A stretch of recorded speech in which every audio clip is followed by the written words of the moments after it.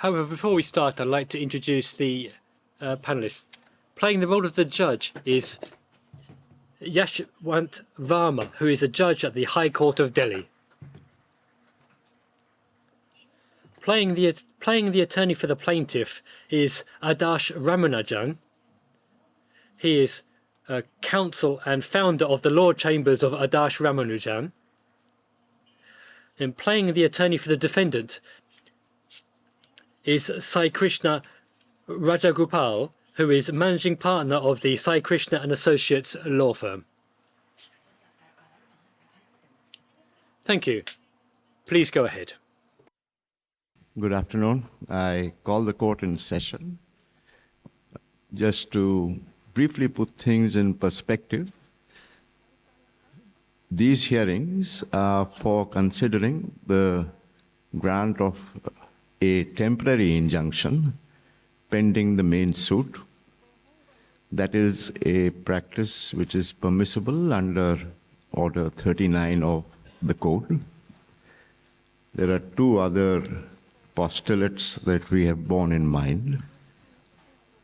One which is there in the mock case itself of the placement of the product in country B, and there being no dispute that the defendant's product is manufactured by using up the code tubes. We have also proceeded on the premise that the statutory structure in country A and country B is identical. May I now call Mr. Ramanujan to commence arguments on behalf of the plaintiff. May it please your Lordship, appearing for the plaintiff in the matter, your Lordship has two issues to decide today in my application for interim injunction. Issue number one is whether the provision in the patent statute, section 107, capital A, subclause B, stipulates the doctrine of international exhaustion. Issue number two, if issue one is answered in the affirmative, is whether the import into country A of the defendant's product, which comprises replaced packaging items, is protected under this defense of international exhaustion. Your Lordship has the section extracted before your Lordship. I will not therefore repeat the entire section. However, your Lordship would note that under the statute, the exemption for so-called parallel imports, which the defendant attempts to argue, is only applicable if the defendant is authorized under the law. The plaintiff's submission is that the word law, as used in this section, can only mean our country's law. In the facts of the case, your Lordships will note that neither my licensee in country B, nor the defendant's subsidiary in country B, nor in fact the defendant is authorized under our law to exploit the patent in our country. Beneficial to us, your Lordship, is a judgment of a coordinate bench of this Honorable Court in the judgment of Sotofin, passed in 2022. This judgment is directly on point. The extract is before your Lordships to read. Nevertheless, to focus on the important aspect of this judgment, it clearly holds that the word law in the section is only the laws of our country and not that of the foreign country. The basis of this judgment is the fact that patents are always territorial in nature. Holding otherwise would imply some kind of an international patent which does not exist in law today. Each patentee can divide up the rights for each country differently. And therefore, in my humble submission, this judgment covers the point directly. The rebuttal of the defendant appears to be the reliance of another judgment called Kapil Vadava in 2013, which in my humble submission does not apply for 4 reasons. Reason number 1, Both orders are interim orders and not binding on this Honorable Court. But between the two, Sotofin is the judgment that is under the Patents Act, whereas the other judgment, Kapil Wadhwa, is under the Trademarks Act. Therefore, Sotofin is more relevant to consider. Second, the statutory provision in the Trademarks Act, which is extracted for your Lordship's consumption, is distinctly worded from that of the Patents Act.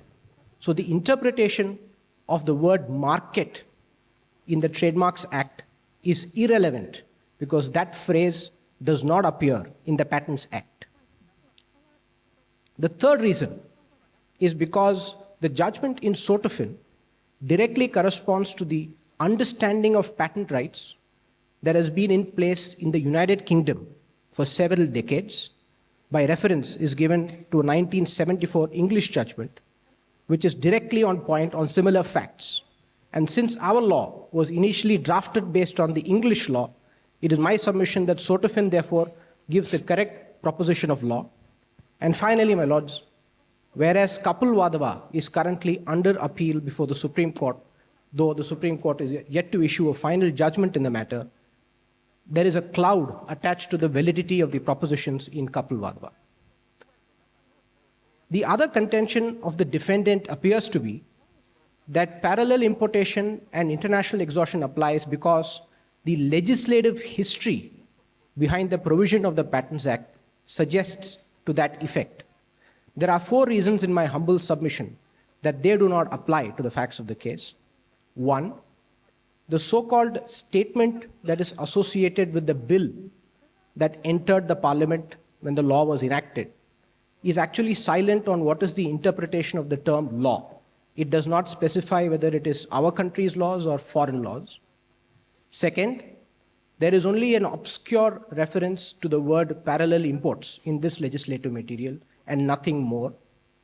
Thirdly, the Supreme Court has held that ultimately all these are secondary references and your lordships will ultimately have to see the statutory provision as it stands in its plain and ordinary meaning.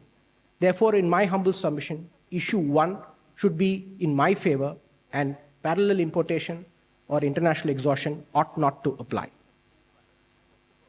Without prejudice to my arguments on issue 1, if your lordships were to assume that international exhaustion applies in this case, I would still submit that there is a situation of modification by the defendant and therefore they are not entitled to the exception. In this, I have 2 arguments. Your lordships might consider this as argument 2A and argument 2B. In argument 2A, my humble submission is that the statute specifically says that the import must be from a person who is authorized by law to produce and sell, whereas in the present case, the defendants do not have the authorization to produce. The second argument, 2B, is that the section only provides a safe harbor for the patented article and not an infringing article. Your lordships, the argument 2A focuses on the presence of the word produce and sell and is normally considered conjunctive in statutory interpretation. And if your lordships takes a view of the legislative history of this provision, originally the law in 2002 was anybody who is authorized to sell or distribute was sufficient. In 2005, the Parliament amended this provision to specifically insert the phrase produce and sell or distribute. So to the extent that the defendant or its subsidiary is not authorized to produce the product, the defense will not apply. This concludes my argument number 2A. Argument 2B, your lordships might consider the specific flowchart. Lordships will note that in my case, the patented article comprises 2 components, a core tube and a packaging sheet. The patented article is a combination of both components. Neither component alone is my invention because my claim comprises both components. So when my licensee manufactures the product, he manufactures both components together. when the consumer uses it, he is using both components together. But at the point of the defendant's subsidiary's collection, only part of the patented article is being collected. Only the core tube is being collected. That is not the patented article. When Turtle winds new packaging paper on it, then they make a new patented article by combining both elements of the claimed invention. My humble submission, therefore, is at the point in time that Turtle receives the core tube, it is not receiving the patented article, but by the time it exports the product, it is making an infringing article. To hold otherwise would imply a grave error in my humble submission, because the purpose behind exhaustion as a principle is to entitle the user or the recipient of the product to use and alienate the property as it deems fit. The purpose is not to enable third parties to make commercial money out of that product. Moreover, the patent statute is a complete code. Therefore, in my humble submission, unless the Parliament intervenes, this honorable court should not read new limitations such as the right to repair or the right to modify into the statute. With this, I conclude my submission. I'm grateful for the opportunity to present my case. I call Mr. Ramanujan to address submissions on behalf of the plaintiff, of the defendant.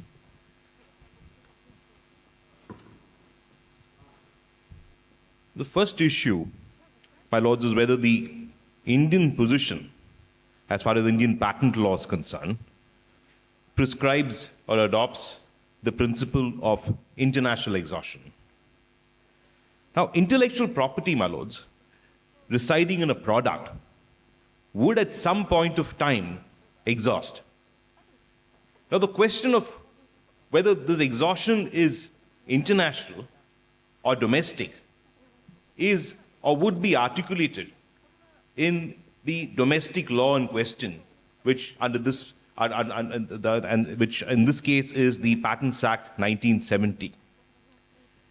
Now, in my respectful submission, Section 107A of the Patents Act provides two very important and compelling clues as to whether the doctrine of international exhaustion applies or not. And this important clue is in the form of the use of the word importation in the section. This obviously means that what the section is referring to is a context of parallel imports, where a product is imported from one country to the other. Therefore, very clearly postulating an international exhaustion doctrine. Second, if my lords would look at the comparison between Section 107A as it stood prior to the 2005 amendment and post the 2005 amendment, what becomes clear is that it is no longer necessary or relevant for the patentee to authorize the distribution of production of the product. What this means, my lords, is that the intent of the patentee is no longer relevant under our law. And consequently, regardless of whether the patentee intended that the product will be reused or resold, is of no consequence at all. Thus, from a reading of Section 107A, it is apparent that the importation of a patented product is allowed so long as it is lawfully acquired. That is the only requirement. Further, the authorization of the patentee for such importation is no longer required. Now, the following facts, my lords, are not disputed. That the patentee, that the defendant, has been importing and selling genuine core tubes in country A, that is India, which have been procured from the users who had purchased the same from the plaintiff's authorized reseller.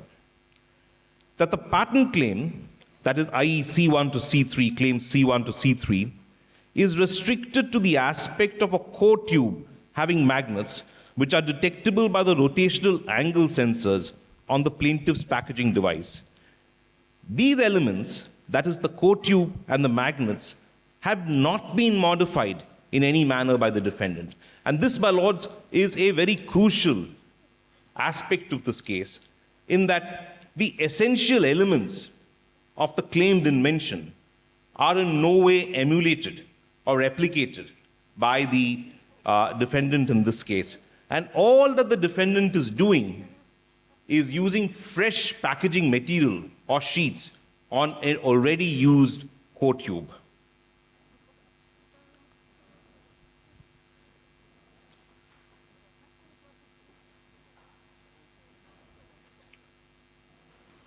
Now, my lords, I would like to cite for my lords' consideration a case which I believe comes very close on facts to the case that we have in hand.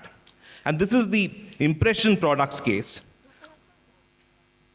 where what was involved in this case was a situation where the defendant, Lexmark, sold refilled toner cartridges of the plaintiff after buying empty cartridges from customers of the plaintiff.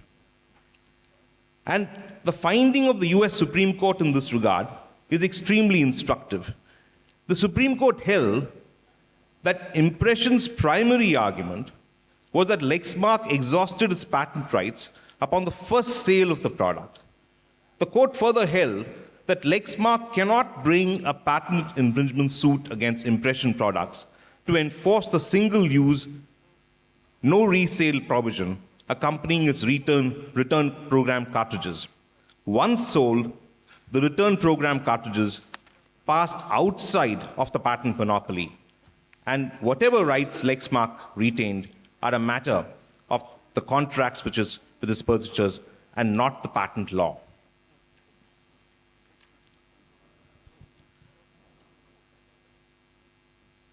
Now, my lords, one important fulcrum of this case is whether the defendant is merely refurbishing the product or repairing the product or making the invention. As my lords are aware, under Section 48 of the Patents Act, the making of the invention is an essential ingredient. It is my respectful submission that all that is happening in this case is a mere refurbishment. And in this regard, there are two judgments which are extremely instructive. One is the Calidad case, and the other is the Schultz case. But for paucity of time, I would restrict my arguments, my oral arguments, to the Calidad case alone. In the Calidad case, my lords, a very interesting situation arose. This is a case involving Epson cartridges, where the plaintiff cartridges were designed as one-time use cartridges. The plaintiff did not envisage that these cartridges could be reused. What the defendant did, my lords, was to modify these cartridges in such a way that these cartridges were capable of reuse. And the question therefore arose whether as to the modification of these cartridges by these defendants and the subsequent resale of them amounted to infringement. If I may just read just one crucial, enlightening paragraph as far as this judgment is concerned. The modifications done by 9-Star were as follows. In order that the cartridges may be used again, they must be refilled with ink. A needle is used to create a small hole in the side of the cartridge. Replacement ink is injected through the injection part and the outlet hole through which the ink was originally disposed are resealed using thin plastic and heat. The information at the memory chip is modified to indicate that the ink is not exhausted, either by rewriting the information on the memory chip or replacing the chip with a generic memory chip. The court further went on to hold that the wide scope given to the alterations to a purchased product which improve the usefulness of it is evident from a decision of the Supreme Court of the United States, which was discussed in Hewlett-Packard. In that case, the purchaser resized or relocated 6 of the 35 elements of a patented fish canning machine so that the machine could pack fish into smaller cans. The Supreme Court held that the purchaser had merely adapted the old machine to a related use. The expectations of SECO, the plaintiff, or the original purchasers as to the limited functionality of the cartridges are not relevant to the question of infringement.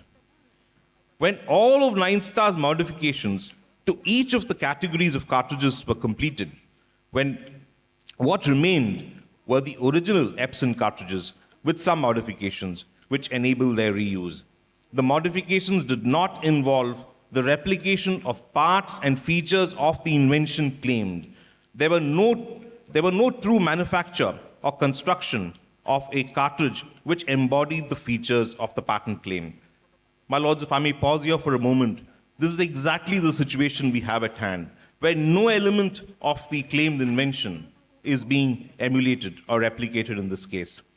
The modifications to the original Epson cartridges were consistent with the exercise of rights of an owner to alter an article, to improve its usefulness, and to enable its reuse. Both English and United States authorities accept the prolonging of life of a product to be within an owner's rights of use of a patented product, regardless of whether it is said to be something done which is closer to repair rather than making it. In conclusion, my lords, 2 clear propositions emerge. One, that India follows the doctrine of international exhaustion. 2, in the specific facts of this case, all that is being done is an addition of a packaging sheet to the core tube without in any way altering the core tube or replicating the core tube itself. And in this view of the matter, my lords, I would urge this court to dismiss the injunction application sought by the plaintiff. That's all, my lords. Thank you.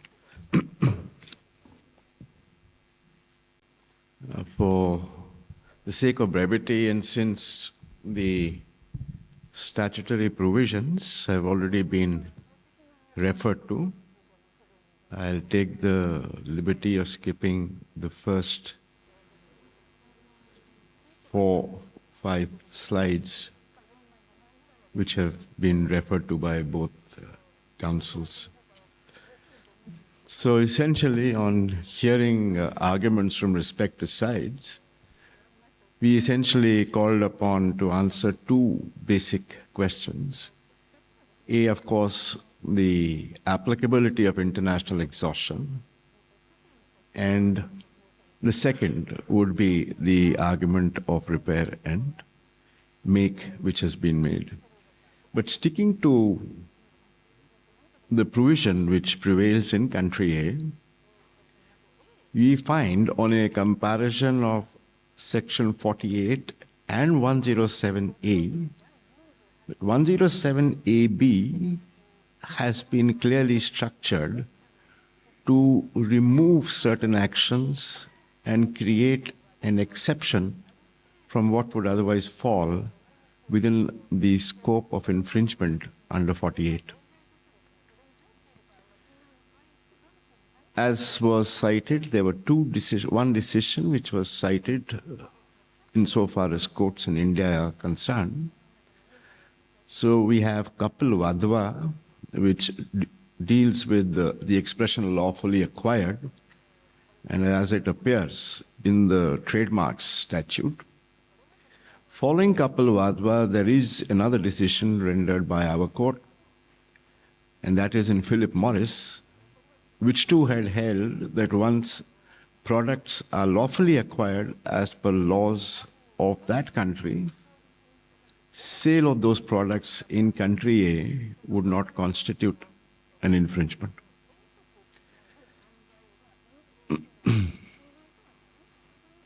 From an international perspective, the counsel for the defendant has referred to the decision in Lexmark. And there are certain very important observations which appear in Lexmark, as would be evident from the passages that we have on our screen. Exhaustion essentially deals with the extinguishment of the exclusionary power. And it goes back to the principles underlying the first sale doctrine. They also say that the power to restrict the purchaser's freedom to sell or otherwise dispose of, that is not something which can be controlled by a patentee. If you will see the second passage, which appears on the screen, they also hold that differentiating between a patent exhaustion and first sale doctrines would make little theoretical or practical sense. Calidad is an instructive decision rendered by the Australian High Court,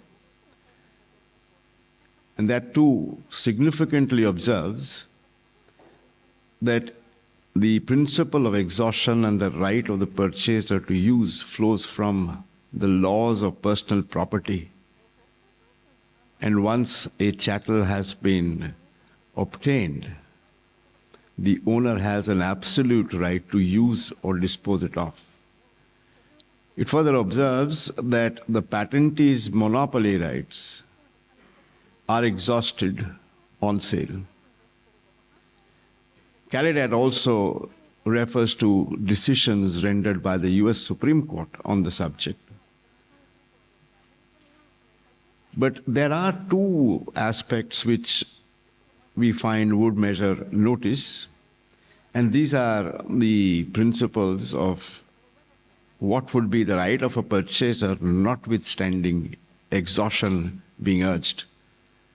In United Wire, the House of Lords very pertinently observes that there is no implied license or exhaustion of rights can have no part to play. The sale of a patented article cannot confer an implied license to make. Same was the view expressed by the Australian High Court in Calidad.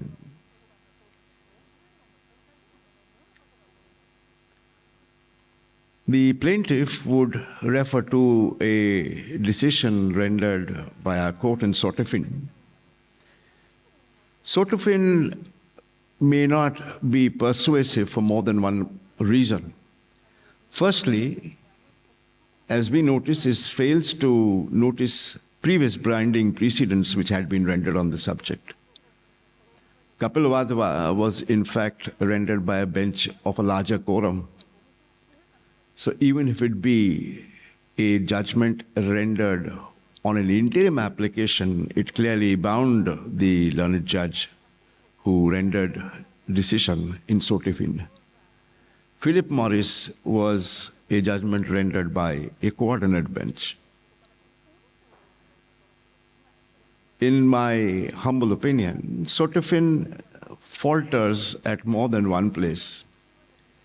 It essentially seeks to resurrect a position which existed prior to amendment. It no longer, the provision as it stands today, no longer requires authorization of the patentee.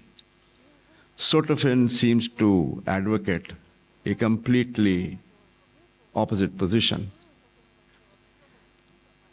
Similarly, the reference to the provision itself being confined only to Indian law is again contrary to two previous decisions. And as I find that the defendant appears to be correct when they contend that the word importation as appearing in the provision must be accorded some meaning. And surely when we speak of importation, it has to be the laws of more than one nation. it would thus appear to be correct to hold that so far as the Indian position is concerned, the principles of international exhaustion do clearly appear to have been adopted.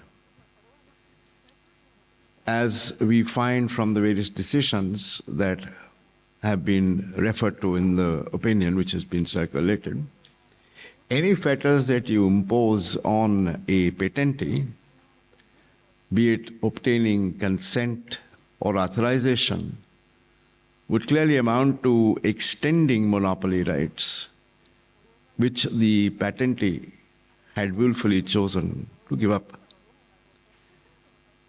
We would be of the opinion that the exhaustion doctrine, in fact, seeks to strike the right balance between the monopoly right which can be exercised by the patentee and the individual property rights which are exercisable by a purchaser.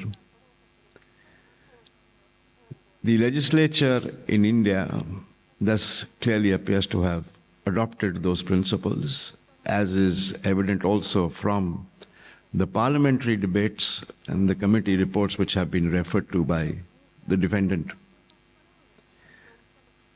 The judgments that we have had an occasion to review, rendered across different jurisdictions, appear to place only two express limitations. One is, of course, the prohibition against making, and the other is the existence of an express negative covenant or stipulation imposed by the patentee himself. In the present case, undisputedly, the plaintiff's product was placed in the market in Japan. The court would thus be of the view that once it had been so placed in the market, the plaintiff extinguished its monopoly right on the product by virtue of the exhaustion principle. This still, however, leaves us to consider whether the defendant has made the patented product. In dealing with issue 2, the court has identified 6 principal issues on the basis of which it would be inclined to hold in favor of the defendant. As Mr. Rajagopal rightly argued, the core tube had not been worked on. The core tube remained untouched. It would also have little utility once the packaging sheet had itself finished. All that the defendant appears to have done is to extend the life of use of that product. We would thus be of the opinion that the usage of the used up core tube would not entail replication of a core or essential element of the invention. In any case, there was no inventive element claimed on the packaging sheet which was wound around the roll cob. For the aforesaid reasons, the court would be inclined to dismiss the prayer for injunction in the interim. However, and before concluding, it would be pertinent to refer to a note of caution. Courts should avoid considering or answering the question of whether it was a making by first laying emphasis on whether there was repair. As most statutes do, they frown upon the making. In most statutes, there is no reference to repair per se. The doctrines of impermissible reconstruction and permissible repair are those which have been evolved through judgments. It is therefore but imperative and necessary that before adopting a line advocated in any of the decisions, one must have a clear bearing on the facts. It is this perhaps which led the House of Lords as well as the UK High Court to refer to issues of fact and degree. On an overall consideration of the aforesaid, I would be of the opinion that prima facie the plaintiff has failed to make out a case for infringement, and I would therefore dismiss the application for interim injunction at this stage. This would conclude the trial from our side.